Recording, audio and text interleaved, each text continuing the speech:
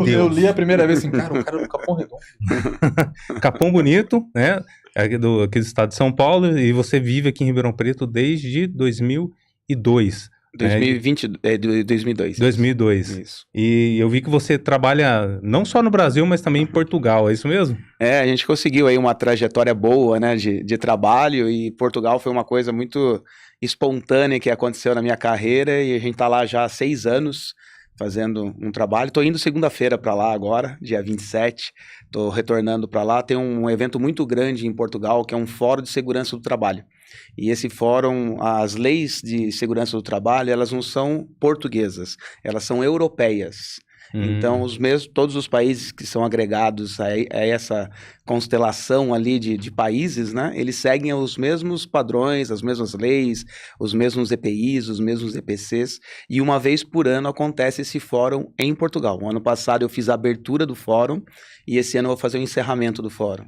Então é um trabalho bem legal, porque o meu trabalho ele é muito dinâmico, porque eu trabalho com o comportamento humano, né? Eu não trabalho com a regra, com a lei, com que lado que usa o EPI, né? Que NR que é isso? Que nem é isso. É a parte técnica da história. Eu trabalho com comportamento, né? O meu trabalho é por que o cara não usaria o EPI, né? Por que a pessoa que sabe do procedimento, ele sabe do padrão que ele tem, por que ele negligencia uma regra, né? Então eu vou lá para conversar com esse tipo de tonalidade, né? Para entender o porquê, os motivos, que quase sempre são os mesmos, né? É pressa, é pressão, tem que entregar, né? Sempre as respostas são as mesmas, nós mesmos, né? Por que a gente dá uma acelerada no trânsito? Sim, sim. E se a gente pensar assim superficialmente, fica pensando, nossa, pra que eu tenho que passar por esse monte de letrinha? Então a gente vai entender que não são letrinhas, que às vezes essas letrinhas, né, se a gente for resumir elas, pode resultar na volta de um pai de família para casa ou não. Exatamente. Então, esse padrão mental, né, da pessoa abrir mão da sua própria segurança para poder entregar o serviço, é uma questão de hábitos.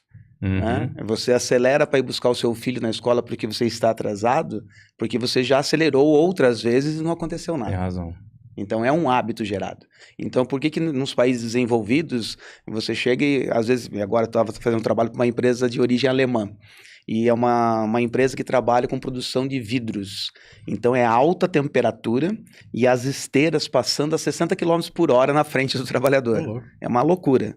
E aí a empresa brasileira faz o quê? Colocou EPIs em todos os cantos, tem uma luva, que é uma luva de Kevlar, que é uma luva altamente resistente a temperaturas. E é uma fortuna essa luva. E ela veste até o antebraço, passando para o cotovelo. E aí a empresa brasileira, que era a antiga dona, né, deixava vários suportes espalhados pela empresa com as luvas, porque quando estoura a linha, né, que eles falam que estoura a linha, é quando quebra o vidro para a produção, mas se você tem que recuperar rápido. Então o que é recuperar rápido? Limpar todo aquele caco de vidro e voltar a linha funcionar. Então as luvas ficavam em pontos estratégicos, porque quando quebrava, o colaborador colocava a luva e saía para reparar. A primeira coisa que a empresa alemã fez foi tirar a luva.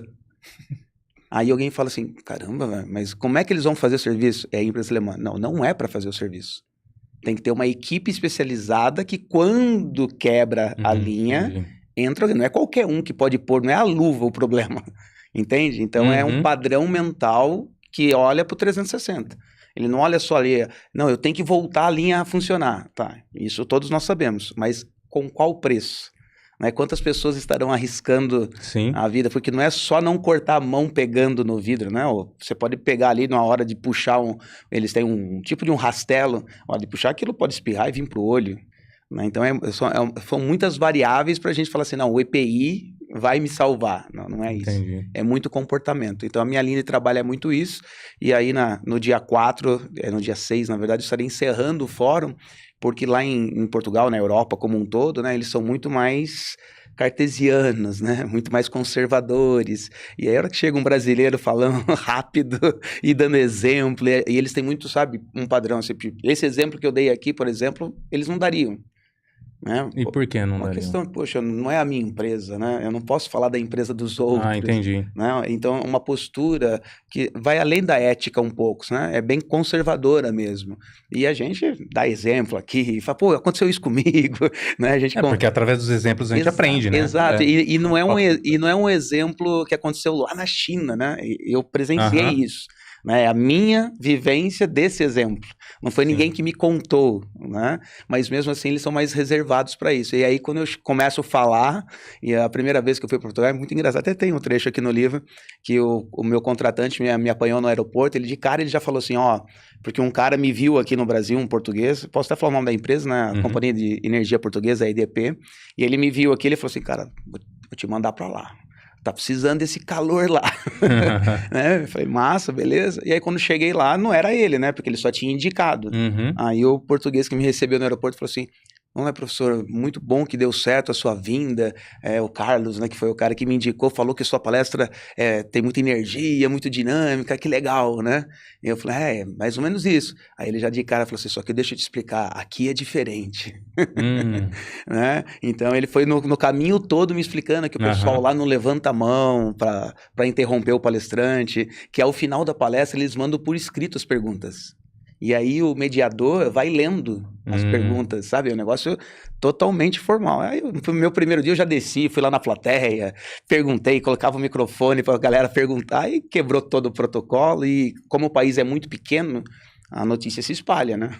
Ó, tem um cara aí que faz um negócio diferente e tal. Aí um fala pro outro, Essa brincadeira, eu tô há 6 anos lá fazendo esse trabalho. Normalmente agora em abril, porque também tem um Abril Verde lá, que é o mês da segurança do trabalho, né? E eles comemoram que é a data mundial, né? O 28 de abril é a data mundial da segurança do trabalho. Então, também tem o evento, que é o qual eu estou indo fazer. E depois, em outubro, eu vou para um outro circuito, que é um circuito mais voltado para a qualidade de vida. E aí são várias empresas falando de qualidade de vida. Hoje está muito em alta aqui no Brasil, a NR01, né, que é de saúde mental.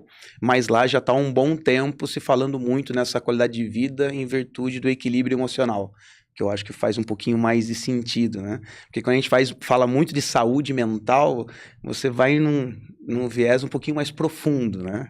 Eu não sei se isso é de inteira responsabilidade da empresa. Eu acho que o equilíbrio emocional, sim, né? Você não ser um líder autoritário demais, né? Que usa o poder para tudo, isso abala emocionalmente as pessoas.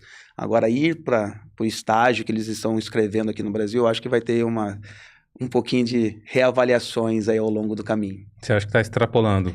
Eu acho que ainda é muito confuso, eu acho que ainda não é claro, né? Até que ponto é da empresa, até que ponto é do colaborador, até que ponto que nós vamos de verdade prevenir com o tipo de ações que eles estão propondo.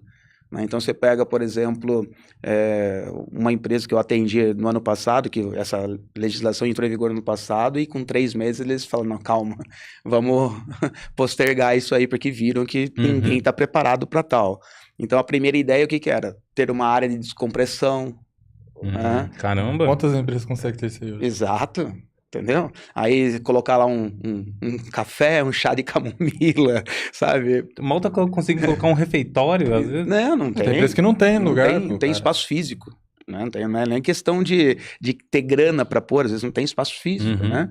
E aí, colocar uma psicóloga full time.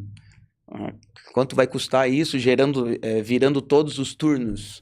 Né? Numa empresa que vira 24 horas, qual é a equipe de profissional que vai precisar ter? Aí outras optaram pelo teleatendimento. Né? E aí, será que é a mesma coisa? Então, é uma coisa questionando a outra, sabe? Sim. Chega a ser um pouco utópico? Eu acho que utópico não, mas eu acho que a gente tem que dar um pouquinho mais de tempo para a gente colocar as ações e entregar um resultado. Acho que a gente tem que avaliar. Né? Não só entrar com a legislação e falar assim, a partir de hoje é obrigatório. Tá, é obrigatório o quê? Né? Então, é obrigatório cuidar da saúde do mental. Tá, aí eu sou empresário, né? Eu tenho uma empresa, para mim, eu nunca pensei em chegar no tamanho que nós chegamos. Então, hoje nós estamos com 100 colaboradores na nossa empresa. E aí eu olho para 100 pais, mães, filhas que estão lá. Tá, o que é minha responsabilidade? Né? Tratá-los bem? Isso sempre. Né? Não ser rude, não ser agressivo. Não precisa de nenhuma NR para isso. Nenhuma. Né? Esse é o meu Acho que é o básico, né? Assim, esse é o meu questionamento. Isso, nenhuma. Né? Você gerar liberdade para o colaborador reclamar. É o que eu mais quero. Eu quero que ele entre na minha sala e fale, pô, cara, não tá legal isso, para eu poder, né, melhorar. Aí vamos para o outro lado da história. Nós também sabemos que existem empresários que não fazem isso, né? Então, se for assim, para nivelar o básico primeiro, tá tudo certo, né? Então, um bom início. Mas eu acredito que precisaria ter um tempinho para começar a fazer, para ter cases de sucesso, para avaliar, e aí sim, ó, agora nós temos pelo menos um norte mais claro. Eu acho que ainda está um pouquinho confuso. Sim.